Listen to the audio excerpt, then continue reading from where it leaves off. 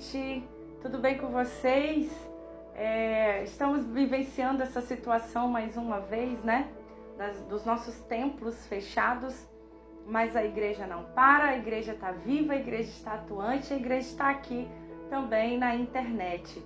Tivemos algumas dificuldades de conciliar o presencial com o online por conta da falta de alguns equipamentos. Tivemos algumas prioridades no templo, algumas prioridades para resolver, mas em nome de Jesus, isso é projeto nosso ainda para esse ano, e ainda que a gente retorne para o presencial, nós não pararemos o culto online também. Em nome de Jesus, nós vamos priorizar isso, né?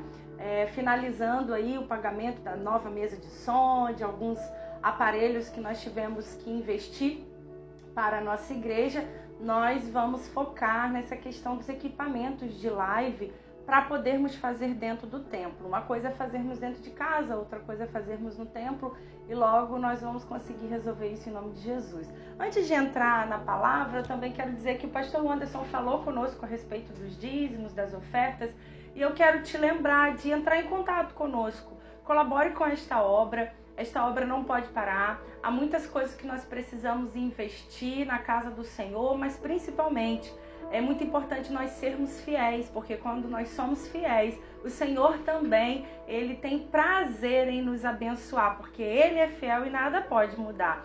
Então, você pode entrar em contato comigo, com o pastor, com o irmão Haroldo, com o irmão José Amaro, com alguém do Ministério de Administração, para poder fazer a sua doação, a sua oferta, a devolução do seu dízimo, ou também você pode fazer transferência ou algum depósito, basta se comunicar conosco, amém? Bem, nós finalizamos na semana passada uma série de mensagens do nosso culto presencial, a série de mensagens de ativação. Foram 6 domingos sendo ativados e ativadas em várias áreas da nossa vida. E agora nós retomamos a uma programação, vamos dizer assim, normal dos nossos cultos, mas lembrando que hoje é domingo de Ramos. Hoje nós celebramos a entrada triunfal de Jesus no início aí da Semana da Paixão, a Semana Santa, né? O momento em que antecede a Páscoa, o momento em que antecede ali o ápice da nossa celebração, da celebração da nossa espiritualidade cristã, que é a morte de Jesus Cristo e a sua ressurreição. Então hoje, né, domingo de Ramos, eu não vou pregar necessariamente algum texto que faça menção ao domingo de Ramos, mas eu quero falar sobre Jesus. Jesus que é esse rei, Jesus que é esse rei que veio humilde, mas é exaltado, rei do universo, glorificado acima de tudo, acima de todos. O seu trono está acima de todos os tronos da terra. Eu quero falar sobre Jesus. Jesus é o maior. É sobre isso que eu quero falar com você nessa noite. Jesus é o maior.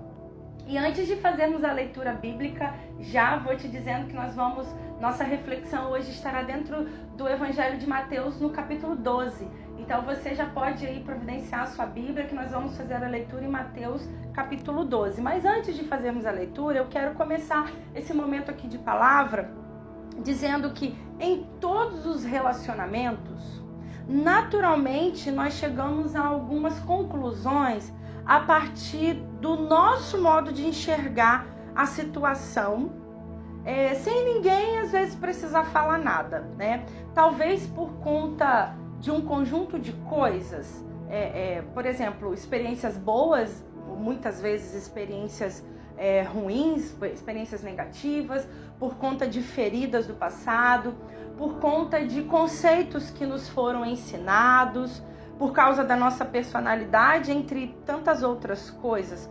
Quando nós vemos alguém fazer alguma coisa, logo nós reagimos de acordo com os nossos achismos ou com a nossa perspectiva. Nós temos uma facilidade muito grande de tirarmos a nossa própria conclusão de uma situação.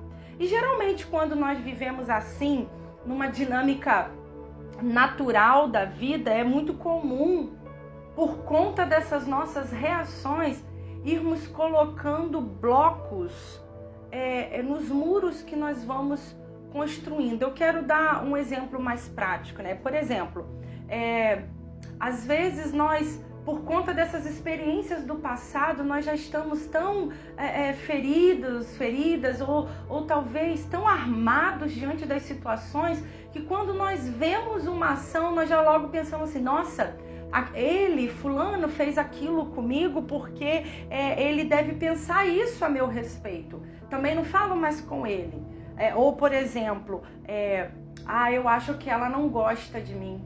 Às vezes, por uma coisa muito pequena, eu acho que ela não gosta de mim, eu acho que ela pensa isso também a meu respeito, ou eu acho que eu sou assim, não tem como mudar, enfim. Nós às vezes vamos criando algumas ideias e algumas definições a nosso respeito, a respeito das outras pessoas, por conta desse conjunto de coisas que nós já vivenciamos. Eu sei que esses exemplos que eu dei aqui são exemplos simples, são exemplos rasos, mas a gente facilmente vai complicando isso, né? Eu imagino que você vai entender onde eu quero chegar. No relacionamento com Deus, ele não é diferente, sabe? Nós às vezes assimilamos muitas ideias que não são reais, ou a nosso respeito, ou a respeito de Deus, ou a respeito das pessoas, ou da Igreja de Cristo. Às vezes nós vamos assimilando ideias que não são reais e acabam nos afastando ou de um relacionamento com Deus, ou um relacionamento com a sua igreja, ou vai nos afastando do propósito de Deus. Essas ideias que nós vamos criando por conta da nossa carga do passado, às vezes vai nos afastando de um relacionamento com Deus, com a igreja, e nos afasta até mesmo do propósito do Senhor. Nós começamos a nos relacionar com uma ideia criada sobre Deus, não necessariamente com Deus, mas passamos a nos relacionar com uma ideia que criamos a respeito de Deus. E eu já vi muita gente, por exemplo, dizer eu não consigo fazer isso, ou eu não consigo caminhar com Deus, ou eu preciso ser outra pessoa para conseguir caminhar com Deus, porque Deus deve pensar isso a respeito de mim. Será que Deus me ama? Será que Deus fala comigo? Será que Deus gosta de mim? Eu já ouvi muitas pessoas falando isso. E eu quero te afirmar nessa noite, minha querida irmã e meu querido irmão, se um dia já passou algo semelhante a isso na sua mente, nos seus pensamentos, entenda algo. Só Deus sabe o pensamento que tem a seu respeito. E este é um pensamento de paz e não de mal, para te oferecer um futuro e uma esperança, como o Senhor fala através do profeta Jeremias. A gente precisa entender isso de uma vez por todas.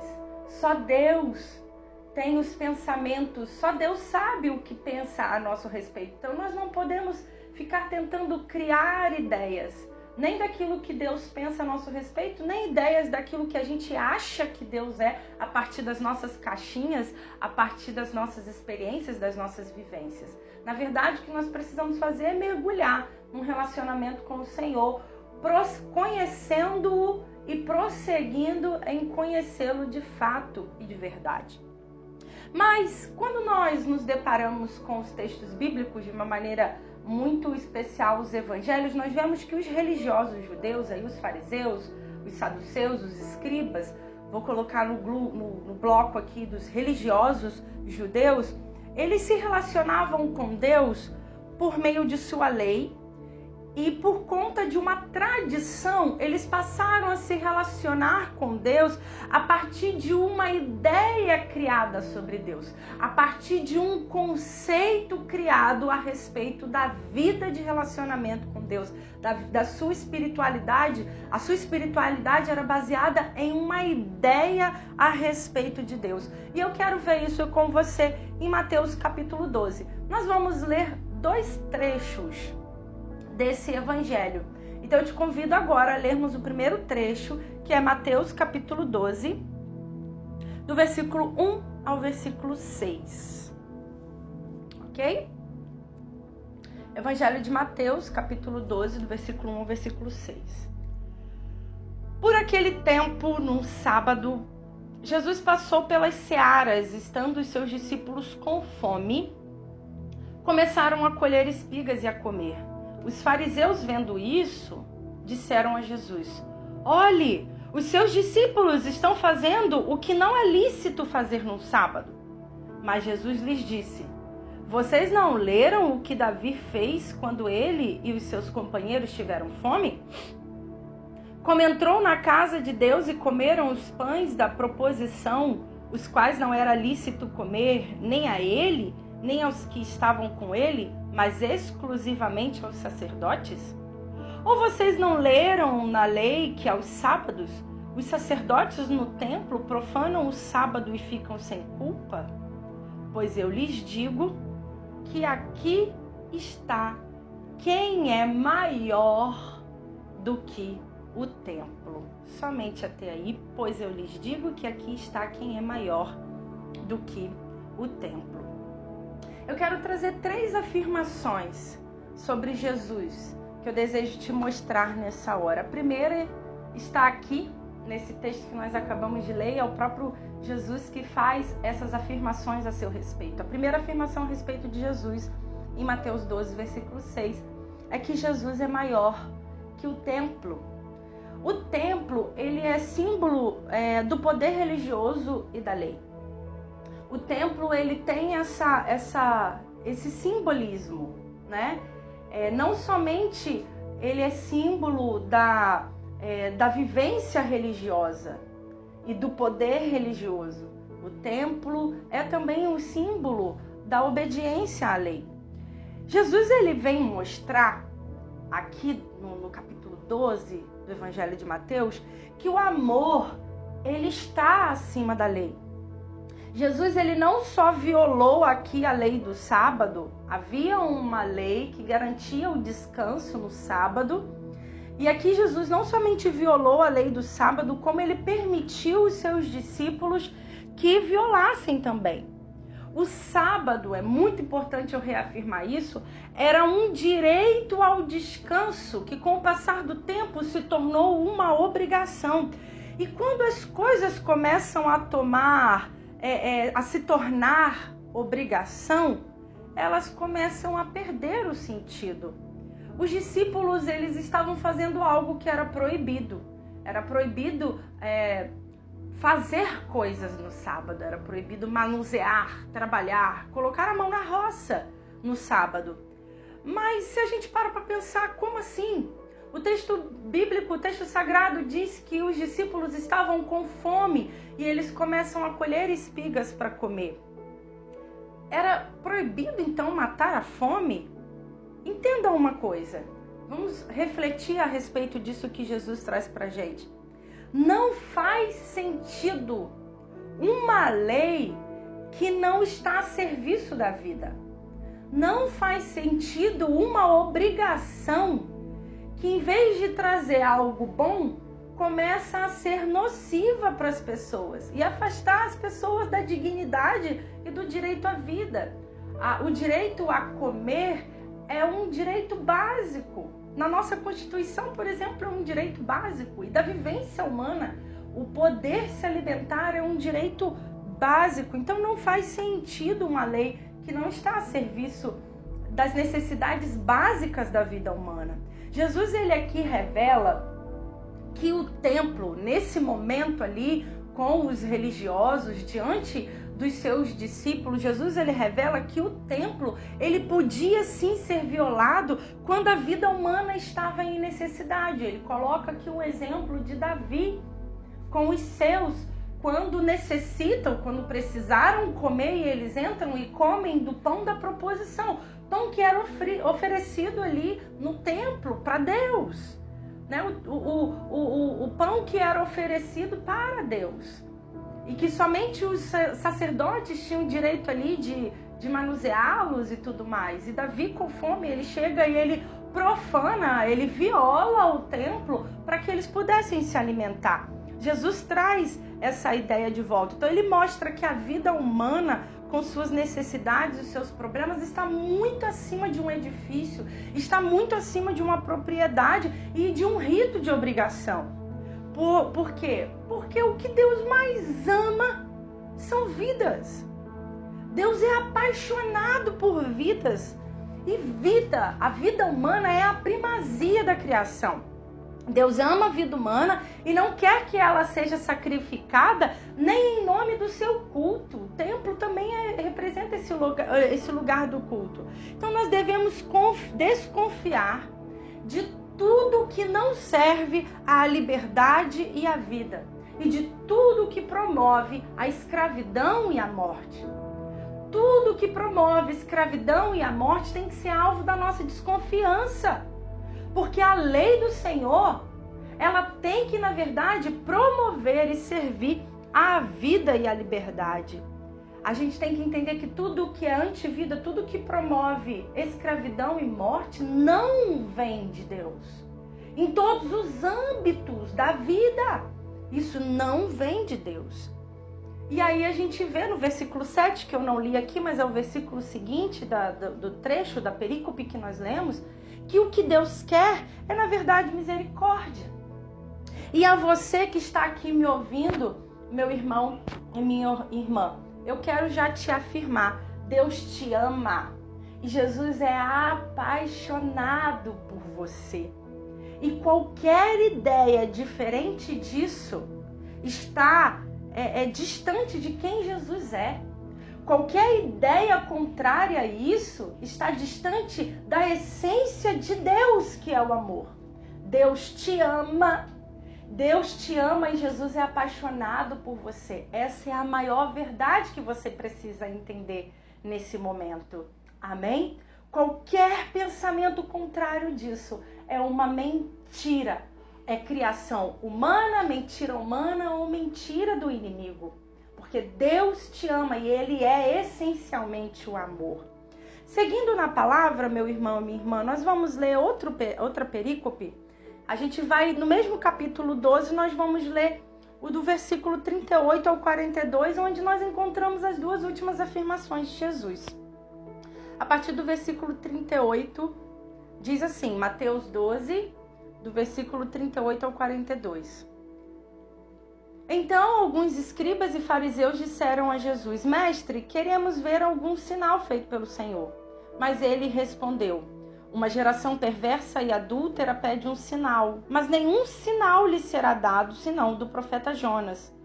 Porque assim como Jonas esteve 3 dias e 3 noites no ventre do grande peixe, assim o Filho do Homem estará 3 dias e 3 noites no coração da terra. Ninivitas se levantarão no juízo com esta geração e a condenarão, porque se arrependeram com a pregação de Jonas. E aqui está quem é maior do que Jonas. A rainha do sul se levantará no juízo com esta geração e a condenará, porque veio dos confins da terra para ouvir a sabedoria de Salomão. E aqui está quem é maior do que Salomão. Amém. Graças a Deus pela palavra de Jesus. A segunda afirmação que o próprio Jesus faz a seu respeito é que ele é maior do que Jonas. Então vamos entender um pouco a respeito disso. Jonas aqui nós podemos trazer como símbolo da missão dos profetas. Nesse texto, os religiosos eles começaram ali a pedir um sinal na tentativa de testar Jesus. Eles queriam saber se Jesus conseguiria provar quem ele era e se verdadeiramente vinha da parte de Deus. Jesus, então, ele fala do sinal do Jonas, mas como assim? Quem foi Jonas? Nós podemos nos perguntar. Jonas, ele foi um profeta no Antigo Testamento e eu aconselho a você a ler o livro de Jonas, é um livro bem curto, tem 4 capítulos apenas, é uma história que se por acaso você ainda não leu, vale a pena ler. Jonas, ele foi um profeta e que ele recebeu uma missão de Deus, mas ele não queria que os ninivitas, por algum motivo, ele não queria que os ninivitas, ou seja, o povo de Nínive, recebesse a salvação por parte de Deus. E aí, a partir desse momento de negação e de tentativa de fugir da presença do Senhor, Jonas ele teve uma experiência de quase morte, né, dentro da barriga de um peixe durante 3 dias e 3 noites. E aqui Jesus ele usa essa fala já com uma palavra profética, trazendo já uma ideia de futuro, comparando a experiência de Jonas com a experiência dele mesmo. Dizendo que Jonas ficou 3 dias e 3 noites na barriga de um peixe, que ele ficaria também no coração da terra 3 dias e 3 noites, ou seja, já trazendo aí, fazendo alusão à sua morte, ao tempo de sua morte. Mas quando Jonas sai dessa experiência de quase morte, Jonas, ele anuncia arrependimento a uma grande cidade, a Nínive. E o texto fala várias vezes que Nínive era uma grande cidade, era uma cidade muito populosa. E muitas pessoas se converteram. E aquele povo se converteu. Aí então Deus muda o seu pensamento a respeito do fim que daria para aquela cidade. E aquela cidade então recebe a salvação. O sinal de Jonas revela o amor de Deus pelas vidas. E Jesus mostra isso aos religiosos. Ele fala: aqui estou, maior que Jonas, ou seja, maior do que a própria missão e maior do que os profetas. O sinal de Jonas revela isso. Revela que Deus, por amor às vidas, a partir do momento que aquelas vidas abriram os ouvidos para a pregação de Jonas, Deus, ele mudou o seu pensamento a respeito daquele povo, concedendo àquele povo salvação. E Jesus, ele fala para os religiosos o seguinte naquele momento: se os ninivitas se arrependeram com a pregação de Jonas, eu que estou aqui, que sou maior do que Jonas, estou mostrando para vocês que Deus é amor, que Deus ama as vidas acima da sua própria lei. Amém? E a terceira e última afirmação que Jesus faz em seguida a esse momento que ele fala de Jonas é que Jesus é maior que Salomão. Salomão foi rei, filho de Davi, nós sabemos disso, e considerado um rei mais sábio. Apesar que no final da sua vida ali, ele mesmo em Eclesiastes diz do que vale ter toda a sabedoria e morrer como um tolo, né? Ele tem uma fase ali de arrependimento, né, pelas escolhas erradas que ele fez. Mas Salomão aqui é símbolo então da monarquia e da sabedoria. Salomão, ele foi o rei mais rico e considerado de grande sabedoria. Nesse versículo que nós lemos, no versículo agora 42, Jesus, ele lembra um episódio do primeiro livro dos Reis, capítulo 10, que é um texto particularmente que eu gosto bastante, que eu cito bastante nas minhas orações. Quando a rainha de Sabá, a rainha do Reino do Sul, traz riquezas para o rei Salomão porque ela ficou surpresa e encantada com toda a sabedoria dele. Jesus afirma então que ele naquele momento era maior que Salomão. Ele afirma isso, ou seja, seu reinado, sua sabedoria está para além de quem Salomão foi. Vocês conseguem entender essa comparação na cabeça ali dos religiosos que entendiam muito bem a referência de Salomão, entendia muito bem a ocasião em que Salomão foi presenteado pela rainha de Sabá, porque ela ficou muito encantada com as riquezas, com a sabedoria, com a administração de Salomão. Jesus agora, diante dos religiosos, ele afirma que se a rainha de Sabá, a rainha do sul, ficou tão encantada com a sabedoria de Salomão, quanto mais aquelas pessoas deveriam ficar encantadas com a sabedoria de Jesus, porque ali estava aquele que é maior do que Salomão. Jesus, ele é maior no seu reinado e ele é maior na sua sabedoria. Meus irmãos e minhas irmãs, que grande oportunidade aqueles religiosos estavam perdendo por não conhecerem Jesus, por não entenderem que Jesus era o verdadeiro rei sábio. Aqueles homens, eles estavam agarrados às leis e às ideias, eles estavam agarrados às ideias de quem Deus era.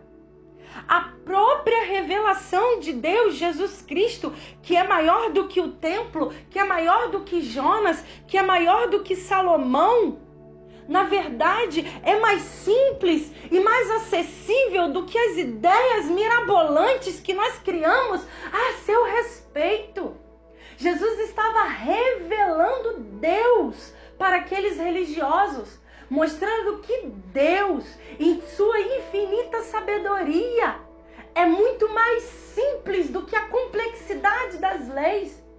E você e eu, na dinâmica da vida natural, andando numa esfera natural, acabamos nos apegando a ideias e a pensamentos religiosos que começam a trazer, a complicar muito mais Jesus Cristo do que verdadeiramente Ele é.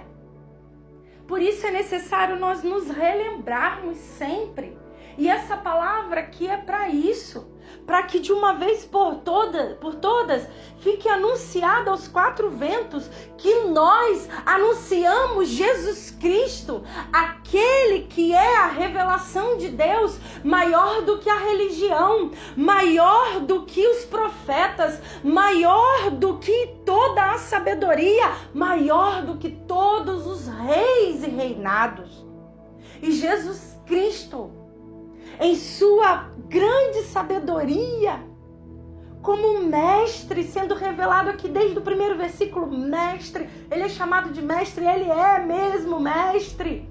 Em toda a sua sabedoria nos ensina que o principal alvo do seu amor, e portanto deve ser o principal alvo do nosso amor e da nossa paixão, são as vidas. Deve ser as vidas. Em 1 João 4,19, João fala isso. Nós amamos porque Ele nos amou primeiro. Ou seja, nós temos a capacidade de amar, irmãos e irmãs, porque Jesus nos amou primeiro.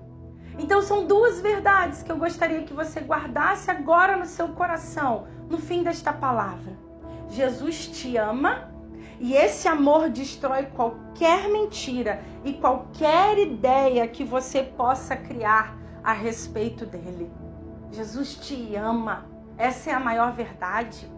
E a segunda verdade que eu desejo que você guarde em seu coração é que nós devemos amar o alvo da paixão de Jesus. Ou seja, vidas, pessoas, gente. E esse amor, o amor que tem um objetivo, amor às vidas, amor à vida humana, amor às gentes, esse amor, ele é maior do que a lei. E é assim que Jesus resume toda a lei, todos os profetas e toda a sabedoria, no amor, em ter a capacidade de amar como Ele nos ama. E nós podemos amar porque Ele nos amou primeiro. Amém? Eu quero convidar você neste momento a ter um tempo de oração, sem se esquecer que Jesus te ama e te convida a amar as outras pessoas. Porque as pessoas são a maior paixão, o maior alvo do amor de Deus. Amém? Vamos orar neste momento. Eu gostaria que você dedicasse a sua vida ao Senhor e entendesse que esse amor destrói qualquer mentira e afasta qualquer medo. Essa é a maior verdade que você pode guardar em seu coração. Vamos orar comigo nessa hora, enquanto somos ministrados e ministradas por uma canção. Amém?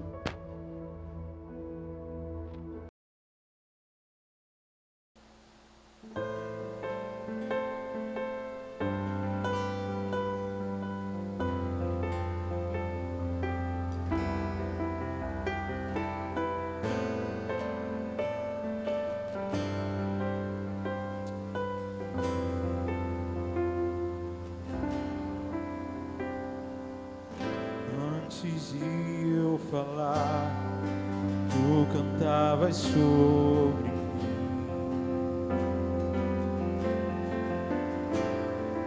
Tu tens sido tão bom pra mim. Antes de eu respirar, sopraste tua vida em mim.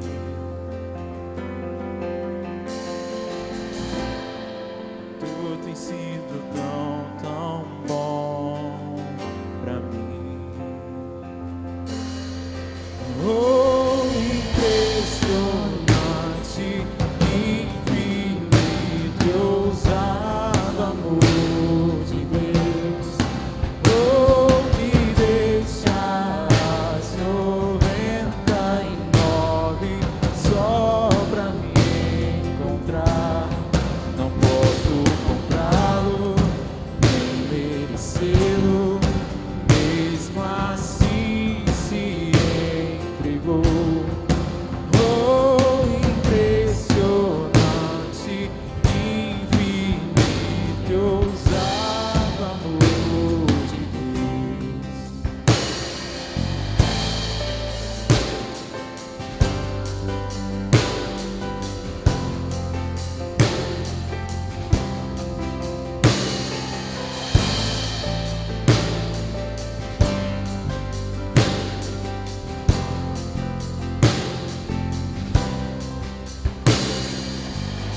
Inimigo eu fui, seu amor lutou por mim.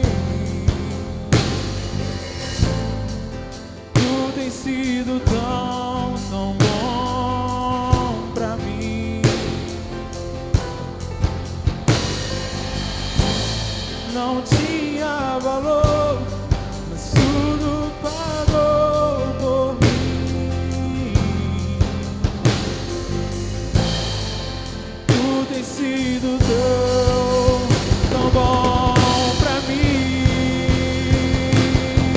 Oh, impressionante, infinito e ousado amor de Deus. Oh, me deixas 99 só pra me encontrar. Não posso comprá-lo, nem merecê-lo, mesmo assim se entregou. Oh, impressionante, infinito e ousado amor de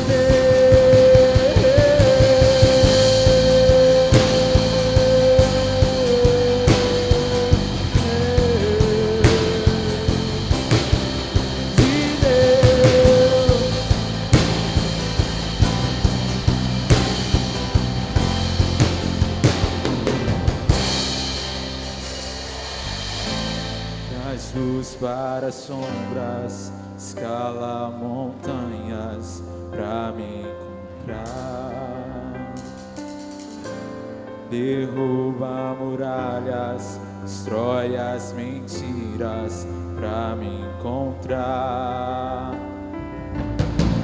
Traz luz para sombras, escala montanhas pra me encontrar.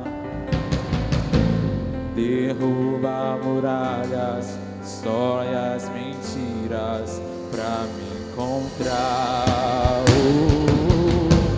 Traz luz para sombras, escala montanhas pra me encontrar.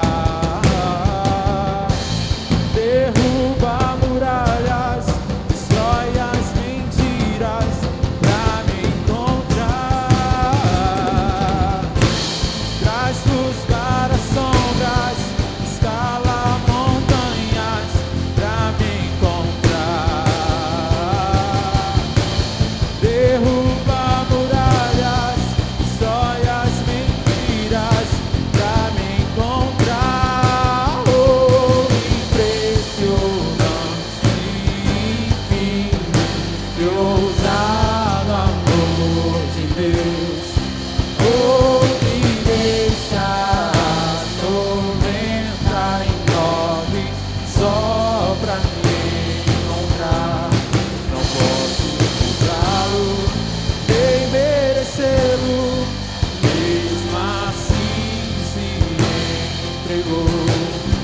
Oh, impressionante, infinito, ousado amor de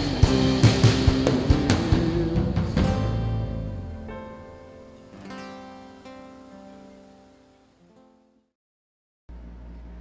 Pai amado, Pai querido, nessa noite nós nos aproximamos de Ti, Senhor. Juntamente aqui com cada irmão, com cada irmã, com cada pessoa que está conectado comigo nesta hora, neste tempo de celebração, que ouviu a Sua palavra. Quero pedir ao Senhor, ó Deus, que da mesma maneira que o Senhor Jesus foi se revelando diante das pessoas na sua vivência aqui na terra, e da mesma maneira que Jesus se revela a nós, eu quero pedir que o Senhor, por meio do Senhor Jesus Cristo, venha se revelar como o próprio amor diante das vidas, ó Deus. Que cada um que está me ouvindo aqui nessa hora possa entender, ó Deus, que o seu amor, ele quebra ideias equivocadas, ele destrói mentiras, ele desfaz mentiras, ele desfaz ideias que nos amedrontam, ele desfaz o medo, ele lança fora todo medo. Eu peço que nesta hora o Senhor venha nos dar um batismo de amor. Que todas as pessoas agora possam se sentir amadas. Se em algum momento, ó Deus, essa pessoa que está aqui me ouvindo se sentiu rejeitada, se sentiu desamparada por causa de algum pastor, de alguma pastora, de alguém que se diz cristão, por meio de alguma doutrina humana, de algum pensamento, Senhor, religioso, de alguma palavra dura de acusação, por meio daqueles e daquelas que deveriam se manifestar como filhos e filhas de Deus, eu peço nessa hora, Deus, que o Senhor venha derramar, ó Pai, da sua cura sobre esses corações. Se um dia nós, ó Deus, por causa do amor, não por causa do moralismo, não por causa do moralismo que está na mente das pessoas, na verdade, mas se por causa do amor, se nós ofendemos alguém, nós te pedimos perdão. Pedimos perdão a essas pessoas agora em nome da Igreja do Senhor Jesus, declarando a cura sobre os corações, ó Deus, em nome de Jesus. Ó Deus, que a cura do Senhor venha se estabelecer e que cada coração agora possa se reabrir para o seu amor. Essas ideias, ó Deus, muitas vezes nos afastam da verdade de que nós somos amados e amadas. Mas nessa hora nós nos reaproximamos de Ti. E com o seu coração, ó Deus, com o coração de cada uma, transbordando aqui de amor, do seu amor, ó Deus, eu peço que o Senhor gere em nossos corações a paixão pelas outras vidas. Nós consagramos a Ti, ó Deus, os nossos olhos para que possamos enxergar como o Senhor Jesus enxerga. Nós consagramos os nossos ouvidos para que nós possamos ouvir como o Senhor Jesus ouve. Nós consagramos, ó Deus, as nossas mãos para podermos acolher como o Senhor Jesus acolhe. Nós consagramos os nossos ombros, o nosso colo, para abraçar e receber como o Senhor Jesus acolhe, abraça e recebe. Em nome do Senhor, Deus, nós te clamamos que nós possamos viver dessa maneira, o amor do Senhor a transbordar em nossos corações, ó Deus.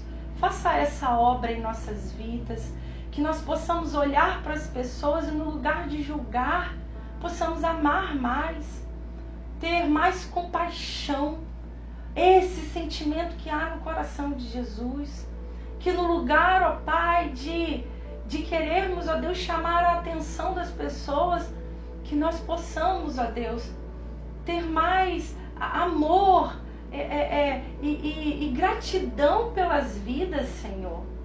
Porque as vidas são a primazia, a vida humana é a primazia da sua criação. Leva-nos a nos sentirmos amados e amadas, como verdadeiramente o Senhor nos ama. E leva-nos a amar as pessoas como o Senhor verdadeiramente nos ama. Que todos os muros de separação caiam por terra em nome de Jesus. Dá-nos o seu coração, Senhor. Dá-nos o seu coração. Em nome de Jesus, nós oramos e desde já te agradecemos. Amém e amém. Aleluia. Glória a Deus. Meu irmão, minha irmã, eu quero te agradecer por você estar aqui conosco nessa noite. Nós vamos finalizar neste momento, mas eu quero fazer um convite. Se por acaso todo esse período de culto, a palavra, a oração, se algum momento algo queimou em seu coração e você deseja ou reconhecer que Jesus é Senhor da sua vida e assim então receber a salvação, ou se você deseja retornar para os caminhos do Senhor, entendendo que nessa noite, tomando posse nessa noite da cura, entendendo que Jesus se revela a você como amor e não como um acusador, como um religioso acusador, mas Ele que se revela a você como amor. Se você deseja retornar para os caminhos do Senhor, entre em contato conosco.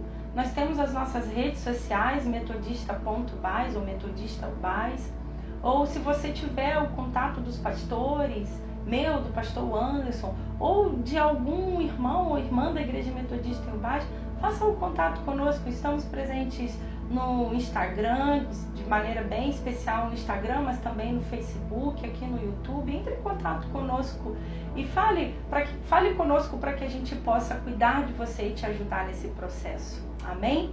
Deus abençoe grandemente a sua vida e nessa hora eu quero impetrar a bênção e assim nós finalizamos o culto nesta noite, lembrando que durante essa semana nossas atividades são online e na semana que vem nós teremos uma linda celebração de Páscoa, também online, mas teremos uma linda celebração de Páscoa. Eu te convido a ficar aqui conosco no próximo domingo. Amém? Vamos então agradecer ao Senhor e receber a bênção.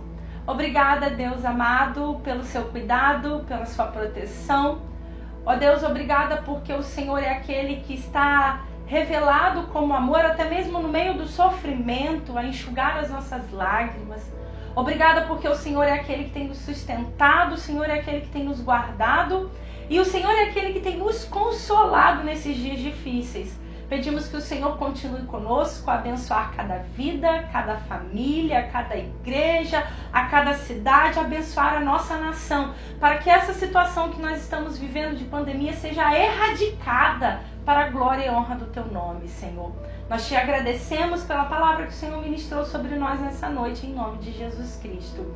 E que o amor de Deus, o nosso Pai, a graça do Deus Filho e a comunhão do Espírito Santo de Deus seja com você, meu irmão, minha irmã, e com toda a Igreja de Cristo que se reúne na face da terra. Amém e amém. Deus te abençoe e até o nosso próximo encontro aqui. A paz.